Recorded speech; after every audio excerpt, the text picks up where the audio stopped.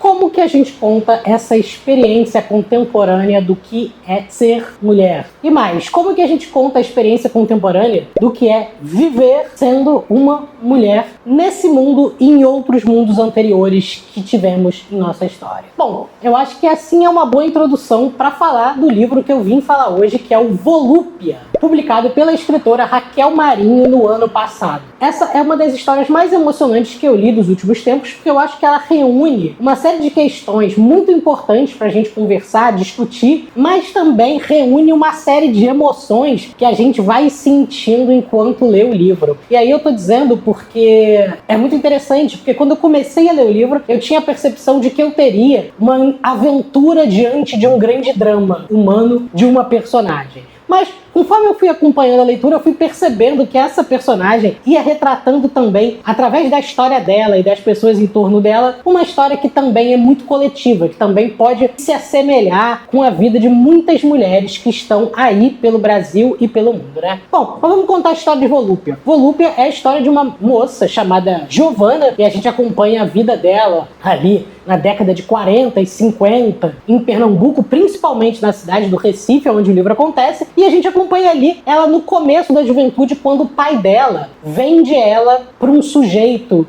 para um marido, né? E aí a gente vai acompanhar essa história que no começo parece que vai ser uma história de volúpia, como diz o título, porque ela começa a ter relações sexuais com esse marido e sente muito desejo, sente muita vontade de ficar com ele. Porém, o que a gente vai descobrindo é que essa relação, que a princípio seria de desejo, esconde uma violência sistemática que Giovanna demora a perceber. O que esse sujeito faz? Todos os dias à noite, às 7 horas, ele coloca uma música clássica muito bela na vitrola e começa a fazer uma série de práticas sexuais muito violentas com Giovanna, que demora a perceber que está sendo violada, estuprada diariamente. Licinha, ao lado dela, é uma jovem negra que foi criada junto com ela, então acompanhou com ela toda a vida desde o começo e recebeu a mesma educação que ela, dada pela família dos Porto Cavalcante, que é o sobrenome dos pais, das origens de Giovanna. Bom, Licinha começa a dizer para Giovanna aos poucos que o que ela estava vivendo não era exatamente uma história de volúpia, mas uma história de relacionamento abusivo. E isso se constata a partir do momento que esse homem começa a agredir fisicamente Giovanna, até que ela, um dia, toda machucada na cama, toma consciência do que estava vivendo,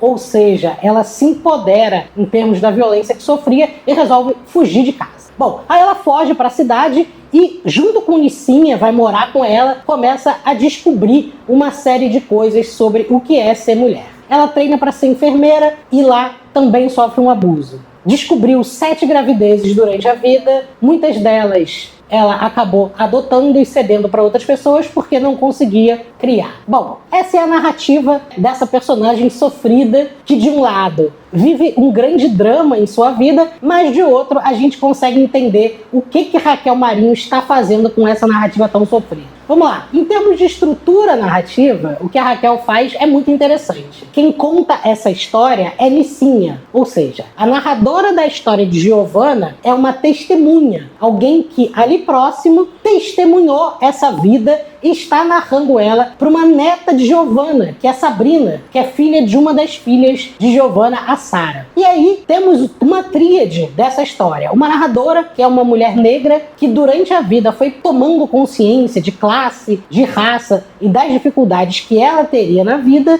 enquanto acompanhava Giovanna, essa mulher, que apesar de ser uma mulher branca, passou a vida sendo violada e sofrendo uma série de violências indizíveis das quais ela nem sempre conseguiu escapar, apesar de ter lutado até o fim para conseguir isso. E por outro lado a gente tem a jovem Sabrina, que ao ouvir essa história fica absolutamente indignada e tenta, através da história do passado de sua família, dar a volta por cima. Então, de certa forma, essa jovem, que é uma feminista, que se descobre feminista, interrompe um ciclo de violência de mulheres. Então o que faz Raquel Marinho, na estrutura do livro, é fazer um entrelaçamento ou um atravessamento de classe, raça, gênero, geração, para poder contar como que se interrompe um ciclo de violência, mesmo que não seja naquela geração, que seja intergeracional. E aí a gente consegue reunir uma série de informações que vão fazendo esse livro cada vez mais belo e potente para quem lê. Primeiro, ele é uma espécie espécie de odisseia íntima. A Giovanna vive uma via crucis, uma verdadeira via crucis em que a gente vê ela acompanhando todas as histórias de sofrimento. Segundo, um grande relato de sororidade. A gente descobre como, na maioria das vezes, é sempre uma mulher que acolhe uma outra mulher.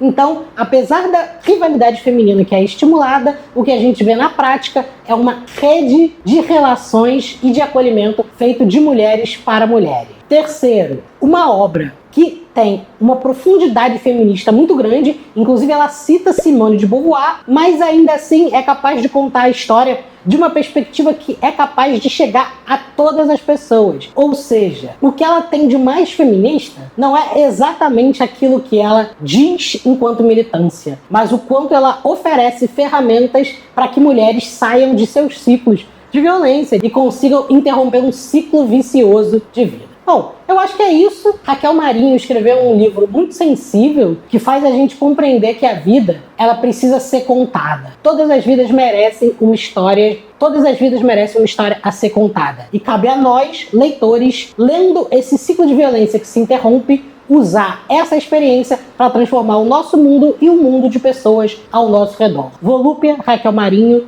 um livro que você devia ler. Um abraço, eu volto em breve. Até mais.